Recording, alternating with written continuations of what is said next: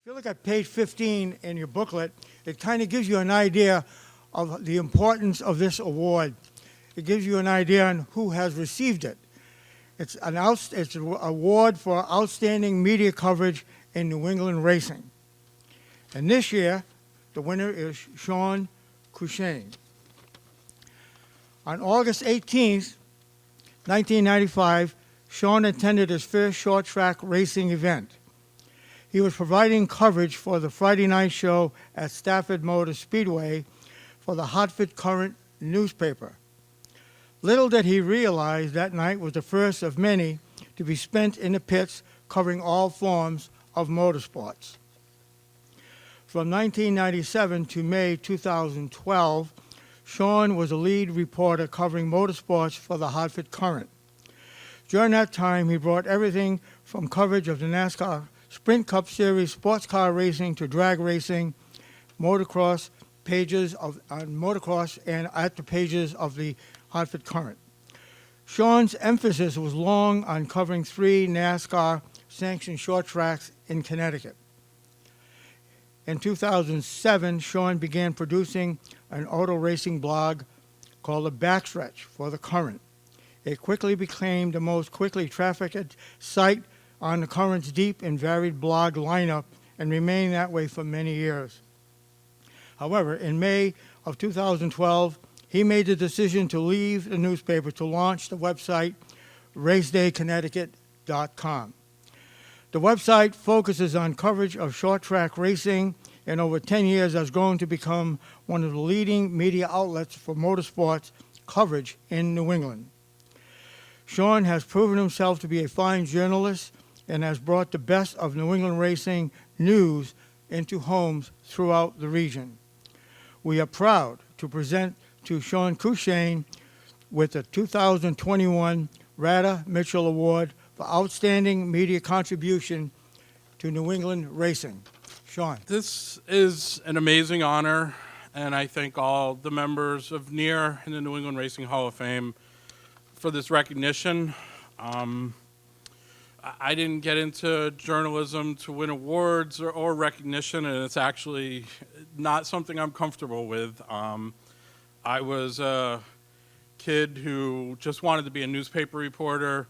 I fell in love with newspapers when I was 8 years old, and it was a dream to be a newspaper reporter. And I somehow landed at the Hartford Courant when I was 21 years old, and I had a couple mentors at the paper who kind of said, you know, there's a lot of young kids here who want to cover the Red Sox and the Yankees, and they're not going to get a chance because there's too many people. But if you put yourself in the niche sports that other people don't necessarily want to do, you can get opportunities. And all I wanted to do was write stories. And, you know, one of the places, I had never been to a racetrack. I grew up in Agawam, Mass., 2 miles from Riverside Park. I lived there from when I was 8 years old till I was 16. I lived 2 miles from Riverside Park. The only thing I knew about the racetrack was when I was at the top of the Thunderbolt, I could see over the fence and see there was a racetrack there. My family wasn't involved in racing, and it was foreign to me. And oddly, when I was 16 years old, my parents moved to Stafford, Connecticut, and I lived 4 miles from a racetrack that I never went to. And then working at the Hartford Courant on a Friday night, the regular auto racing reporter on August 18th, 1995, needed a night off at the last minute, and they called me because they knew I lived in Stafford. Said, can you go over to the racetrack and cover? And I remember telling my boss, I said, I've never been to a race. I don't know anything about this. And he said, well, you'll figure it out when you get there. And what I remember about that night was Bo Gunning moved Tony Sylvester for the lead on the last lap in the SK Modified race, and Bo had some colorful words to say about Tony Sylvester and wrote it in my story, and I was all excited. I had this drama-filled story, and this was well before email and instant messaging and anything like that, but I had a voicemail on my phone in the office on Monday from Tony Sylvester, who said, I can't believe you wrote that stuff that Bo said, and I hope you never cover another race in your life. And I was like, wow, I guess I found my niche here, you know? And who would have thought 27 years later I would still be doing it? But I found in motorsports, despite not having any history or understanding, what I found immediately when I got into motorsports was the passion of the people involved made the stories amazing. and every time you went to a racetrack, there was just cool stories to write. So even though I didn't grow up a fan of motorsports, I quickly understood what it was about in short track racing and how important it meant to the people there and how important I was in getting those stories out to people. So I had a blast at the Hartford Courant. I spent 19 years there. I lived a dream of a kid who just wanted to be a newspaper reporter. Unfortunately, the newspaper industry, as a lot of people know, has gone far downhill. And I saw the writing on the wall, and I realized in about 2011 that I had fallen in love with covering auto racing. I had covered the major beats at the Hartford Courant. I was a UConn football beat reporter. I was involved with UConn basketball coverage. I was involved with covering the Giants and the Patriots, but I loved covering motorsports.